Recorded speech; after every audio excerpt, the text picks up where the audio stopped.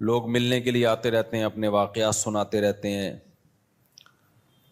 تو اس سے مجھے اندازہ ہوتا ہے کہ صبر کا بھی مفہوم کلیئر نہیں ہے لوگوں کی نظروں میں. یعنی میجورٹی تو ہماری بے صبری ہے، یعنی صبر ہوتا ہی نہیں ہے ان سے. لیکن بہت سے لوگ صبر کا غلط مفہوم لے لیتے ہیں.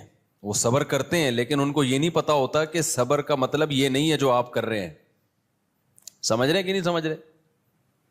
جیسے بہت سے لوگ توکل کو غلط مفہوم لیتے ہیں نا، اللہ پہ اعتماد کرنا ہے ان کو، لیکن اعتماد کا مطلب کیا ہے ان کو نہیں پتا ہوتا. تو ایسے ہی بہت سے لوگ اللہ کے لیے صبر کرتے ہیں لیکن صبر کا مطلب کیا ہے یہ ان کو نہیں پتا ہوتا.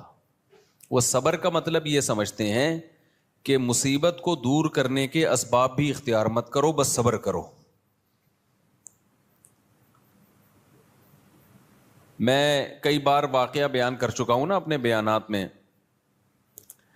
کہ ایک صاحب آئے، پرانا قصہ ہو گیا، نہیں پتہ چلے گا ان کو کہ میری بات ہو رہی ہے، کہ جی میرا داماد میں یہ خرابی، یہ خرابی، یہ خرابی، وہ خرابی. میں نے کہا اتنی خرابی ہے ایک بندے میں تو آپ نے اس سے علیحدگی کیوں نہیں لی؟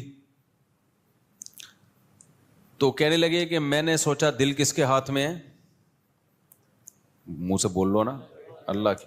اللہ جب چاہے گا دل تبدیل کر لے گا. تو اس لیے میں نے اس سے علیحدگی نہیں لی. ظلم ہوتے ہوتے ہوتے ہوتے ان کی بیٹی کیا ہو گئی؟ پاگل. بیچاری دماغی توازن ہی خراب ہو گیا اس کا. لیکن ان کا اللہ پہ توکل، صبر کر رہے ہیں کہ بھئی صبر کرنے والوں کے ساتھ کون ہے؟ اللہ ہے. اللہ صبر کرنے والوں کے ساتھ ہے. تو یہ مطلب صبر کا نہیں ہے میرے بھائی. لوگ اپنی زندگیاں برباد کر دیتے ہیں کہ ہم صبر کریں گے، صبر کریں گے، صبر کریں گے. صبر وہاں کیا جاتا ہے جہاں اللہ کی رضا ہو، کوئی شریعت کا حکم پورا کرنے کے لیے. تبھی علماء نے بیان کیا ہے صبر کی دو قسمیں ہیں، ایک صبر علی الطاعہ اور ایک صبر عن المعاصی. صبر عربی میں کہتے ہیں باندھنے کو. دجاجہ مسبورہ صبر سے نکلا ہے نا. دجاجہ وہ مرغی جس کو باندھا جاتا تھا نشانے بازی کے لیے. عربوں میں عادت تھی مرغی باندھ کے تیر اندازی سے اس کو بیچاری کو نشانے مارتے تھے نشانہ ٹھیک کرنے کے لیے. نبی صلی اللہ علیہ وسلم نے اس عمل سے منع کیا کہ نشانے بازی کے لیے جانور کو نہ ہدف بنایا جائے. کوئی تختی رکھ لو بھائی، کوئی پتھر رکھ لو، اس پہ نشانے بازی سیکھو. مرغیوں پہ کیوں نشانے بازی سیکھ رہے ہو؟ مرغی ویسے کھانی ہے تو ذبح کر کے کھا لو. تو اس کو مسبورہ کہا جاتا تھا، بندھی ہوئی مرغی بیچاری کہیں دائیں بائیں جا نہیں سکتی. تو صبر کا مطلب کیا ہے؟ اپنے آپ کو روک لینا. دل تو چاہ رہا ہے لیکن بریک لگا دینا، باندھ دینا اپنے آپ کو. جزاک اللہ. یہ میں 2 گھونٹ پی لوں تاکہ میری کھوپڑی سیٹ ہو جائے. صبح سے جاگا ہوا ہوں میں بہت. نہیں رہنے دو. تو 3-4 گھنٹے سے زیادہ میری نیند ہو نہیں رہی ہے. جیٹ لیگ سمجھتے ہو؟ Jet league. امریکہ سے آیا ہوں نا تو کھوپڑی آؤٹ. یعنی جب وہاں جاتا ہے آدمی تو 4-5 دن لگتے ہیں وہاں کے حساب سے کھوپڑی سیٹ ہونے میں، اتنے میں واپسی شروع ہو جاتی ہے. تو پھر یہاں پہ کھوپڑی سیٹ ہونے میں ٹائم لگتا ہے. تو ابھی تک ہوئی نہیں ہے سیٹ. یہ تھوڑی ٹھنڈی ہو جائے تو دے دینا، بہت تیز گرم ہے. میں پیتا گرم ہی ہوں لیکن کیونکہ میں ہر بات نا بیان میں ریکارڈ ہو کے جاتی ہے، پھر لوگ اس حساب سے چائے پیش کرنا شروع کر دیتے ہیں. ابھی میں نے کہہ دیا بہت گرم ہے تو پتہ ہے کیا ہوگا، کہیں بیان میں جاؤں گا برف ڈال کے چائے میں لائے ہوئے ہوں گے. تو کہہ رہے ہیں آپ نے بیان میں بولا تھا. میں گرم ہی پیتا ہوں لیکن ابھی چونکہ بیان کنٹینیو چل رہا ہے نا تو ٹائم بہت لگے گا، اس لیے تھوڑی سی ہلکی سی، کیونکہ چائے ٹھنڈی پینا یہ اچھا. خیر، اچھا بعض لوگ کیا کہتے ہیں چائے میں ملائی ڈال کے لاتے ہیں. چائے بھائی تو وہ ملائی ڈال دی، وہ چائے تھوڑی بن گئی، وہ تو لسی بنا دی آپ نے اس کو. چائے کا تو مطلب ہلکا، باڈی کو ہلکا کر دے. وہ آپ اس کو اتنا گاڑھا بنا دیا اس میں بھینس کے دودھ میں گھی ڈال کے، اور وہ تو چائے تھوڑی رہی ہے. اچھا خیر، تو صبر کا مطلب کیا ہوتا ہے؟ روک لینا، بریک، یعنی اپنے آپ کو کنٹرول کرنا. دنیا میں اس وقت سب سے بڑا مسئلہ کیا ہے؟ انسان اپنے کنٹرول میں ہے نہیں. امریکہ کے آپ نے قصے تو سنے ہوں گے نا، ابھی ولاگ میں آپ دیکھ رہے ہوں گے، بہت سارے قصے ہم وہاں بھی نہیں بتاتے، ادھر آ کے پھر بتاتے ہیں. وہاں ایک ڈاکٹر نے مجھے بتایا کہ گورے ٹینشن فری زندگی گزارتے ہیں نا، تو وہ ٹینشن فری اتنے ٹینشن فری ہو گئے ہیں کہ ان کو پین کلر بہت ہائی ڈوز دینا پڑتی ہے، تھوڑا سا بھی درد ان سے برداشت نہیں ہوتا، کیونکہ ان ملکوں میں درد ختم ہو گیا ہے. یعنی محلے پڑوس میں بھی آپ جاؤ گے نا، یہ امریکن بیٹھے ہوئے آپ کے سامنے، ان سے پوچھ لینا، تو پن ڈراپ سائلنٹ ہوتا ہے نا، یعنی سوئی بھی گرے تو اس کی آواز آتی ہے، ایسا محلے میں خاموشی ہے. جیسے ہمارے قبرستان ہوتے ہیں نا، ایسے ان لوگوں کے ریزیڈینشل ایریا ہوتے ہیں، ایسا ہی ہے نا. ہمارے قبرستان میں کبھی آپ گئے، کوئی آواز آئی کسی قبر سے، اور بھائی کیا حال ہے مفتی صاحب، خیریت سے؟ کبھی سنا آپ نے؟ آئے گی تو مفتی صاحب لیٹے ہوئے ہوں گے وہاں پہ. ایسا ہی ہوگا. تو جیسے قبرستانوں میں خاموشی ہوتی ہے نا، ایسے ان ملکوں کے جو ریزیڈینشل ایریاز ہیں، رہائشی علاقے ہیں، وہاں کیا ہوتی ہے؟ خاموشی. کوئی بچے کی آواز نہیں آئے گی، کسی کی گالی کی آواز نہیں آئے گی، کوئی یہ نہیں کہ وہاں سے وسیم سے جھگڑا ہو رہا ہے، غفار بھائی آج فارم میں آئے ہوئے ہیں، مسجد کمیٹی کے صدر کا آج میٹر کیا ہو گیا ہے، گھوم گیا ہے، امام صاحب کو کوئی بات بری لگ گئی ہے. نہ، ان سب چیزوں پہ امریکہ میں بولو پابندی. تمیز سے زندگی گزارو اچھے بچوں کی طرح، کوئی چیخنا چلانا نہیں، کوئی کسی کو دیکھے گا بھی نہیں. اب ہماری ڈریسنگ تو بالکل ڈفرینٹ ہوتی ہے نا بھائی. جب امیگریشن کے لیے جب ہم جاتے ہیں نا، انٹری مارتے ہیں ایئرپورٹ سے، تو سب پینٹ شرٹ میں ہوتے ہیں، ہم کیا ہوتے ہیں؟ پگڑی میں، ٹوپی میں، بالکل ڈفرینٹ ڈریس ہوتا ہے. کوئی دیکھتا بھی نہیں، کوئی نہیں دلچسپی لے بھائی یہ کیا پہن کے آ رہا ہے. اچھا ہمارے جو دیسی لوگ ہیں وہ دیکھ رہے ہوتے ہیں، ابے یہ کپڑے کہاں ہیں اس کے ہوئے، یعنی اس طرح کی چیزیں بھی چل رہی ہوتی ہیں. بھائی تو چھوڑ اس کے کپڑے کا، تیرا کیا لینا دینا، چھوڑ یار. تو ایسی خاموشی جو ریزیڈینشل ایریاز ہیں، اتنی خاموشی کہ خاموش کونسلر صاحب سو رہے ہیں.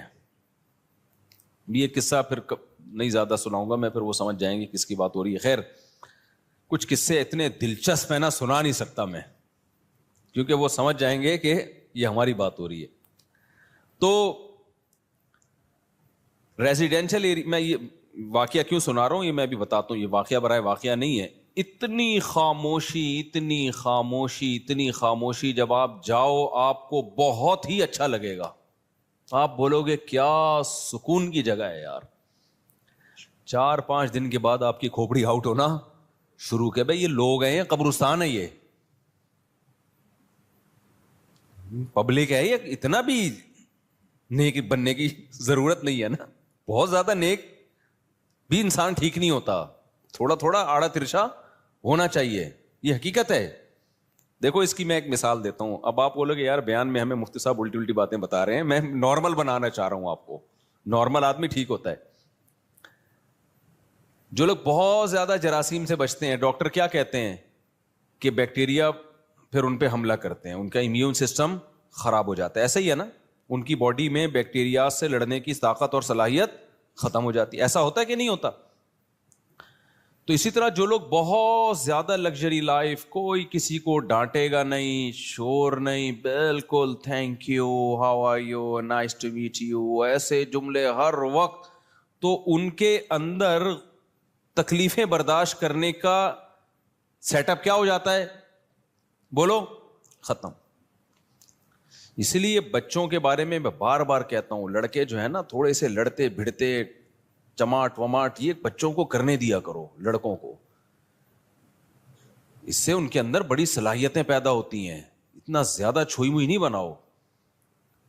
تھوڑا سا بھائی نے بھائی کے چپیڑ لگا دی، ادھر اس نے لگا دی، ابا سے پٹ گیا، یہ تھوڑا زیادہ نہیں کہ جنگلیوں کی طرح کوٹنا شروع کر دو، یہ تھوڑا تھوڑا بہت ضروری ہے. تو اب جب بہت زیادہ ہر جگہ خاموشی خاموشی، چیخ و پکار بالکل نہیں ہے، تو خود سوچو تھوڑے دنوں میں ایسی قوم کا حال کیا ہوگا. وہ تو ذرا سی بھی کوئی چیخو پکارو تو پاگل ہو جائیں گے نا. کوئی بیماری نہیں، تو وہاں ڈاکٹروں نے مجھے بتایا کہ تھوڑا سا کسی کو پین ہو جائے نا تو بہت ہائی ڈوز دینی پڑتی ہے پین کلر کی، جس سے گردے خراب ہونے کا خطرہ ہوتا ہے. وجہ اس کی ہے کہ ان سے درد برداشت نہیں ہوتا. انہوں نے کہا ہم جب پاکستان آتے ہیں نا 2-3 دن تک تو ویسی تڑپنے دیتے ہیں اس کو. آپریشن کیا، درد ہو رہا ہے. مجھے اپنا ناک کی ہڈی کا آپریشن یاد آ گیا تھا. میری ناک کی ہڈی کا آپریشن ہوا تھا تو 6 گھنٹے تک میں درد سے تڑپتا رہا تھا. اس کے بعد ڈاکٹر نے کہا یار پین کلر کھلاؤ, اس کو تکلیف ہو رہی ہے اس کی. تو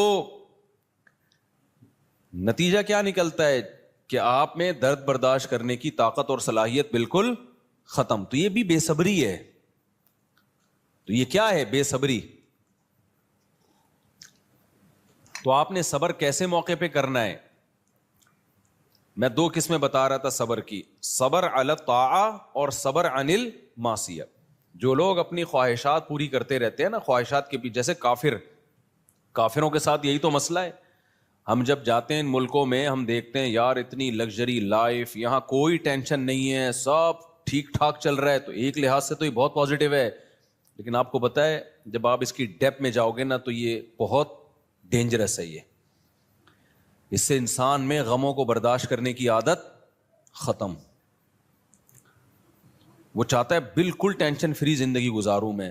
اس کا نتیجہ کیا نکلتا ہے؟ جس دن زندگی میں تھوڑی سی ٹینشن آئی نا, وہ خودکشی کی طرف جاتا ہے. پھر جتنے یہ مغربی کنٹریز ہیں, مغربی ممالک ہیں, ان میں کوئی بھی ایسی جگہ, ایسی پلیس جہاں پر خطرہ ہو کہ کوئی گر کے چھلانگ لگا کے اپنے آپ کو مار سکتا ہے, گورنمنٹ وہاں احتیاط کرتی ہے کہ کوئی قتل نہ کر دے اپنے آپ کو.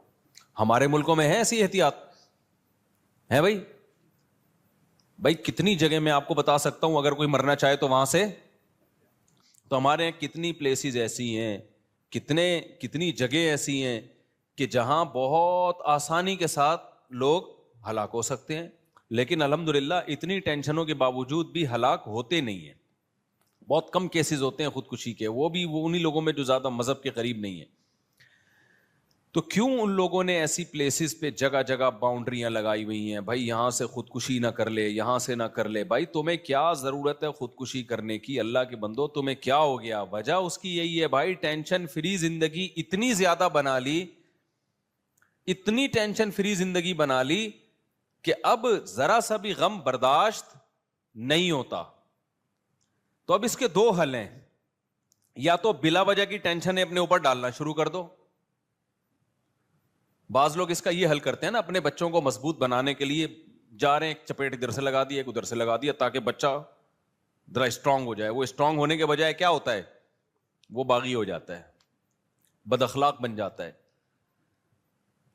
ہماری حکومت نے ہمیں ہمارا امیون سسٹم بوسٹ کرنے کے لیے ہمیں غربت اور مہنگائی ہم پہ مسلط کر دی. کیا خیال ہے؟ چوریاں چکاریاں اور سڑکوں کے کھڈے وڈے, یہ سارے. کل کسی نے شارٹ کلپ بھیجا, اولمپک کی تیاری ہو رہی ہے نا, ایک بندہ تو چھلانگے مار مار کے نا اولمپک کی تیاری کر رہا ہے. اس کے ماں نے پوچھا بیٹا کیا کر رہے ہو؟ اولمپک میں تیاری ہو رہی ہے. پھر بتایا کہ نہیں, ابھی بارش ہوئی نا کراچی میں, تو کھڈے پار کرنے کی تیاری ہو رہی ہے, کیونکہ اتنے کھڈے میں پانی بھر گیا ہے کہ یہ جب تک آپ کو لمبی چھلانگ لگانا نہ آئے, اس وقت تک کراچی میں ٹریولنگ آپ کے لیے ممکن نہیں ہے.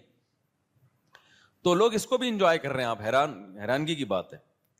تو اتنی زیادہ, یعنی اب حل یہ ہے کہ انسان میں برداشت پیدا کرنے کے لیے یا تو بلا وجہ کی ٹینشنوں میں ڈال دیا جائے اس کو, خام خواہ کی ٹینشن, جیسے بہت سے لوگ کرتے ہیں. گھر میں ایک بیگم کو ٹینشن دے کے رکھی ہوئی, اولاد کو بلا وجہ ڈانٹ رہے ہیں, مار رہے ہیں, پیٹ رہے ہیں.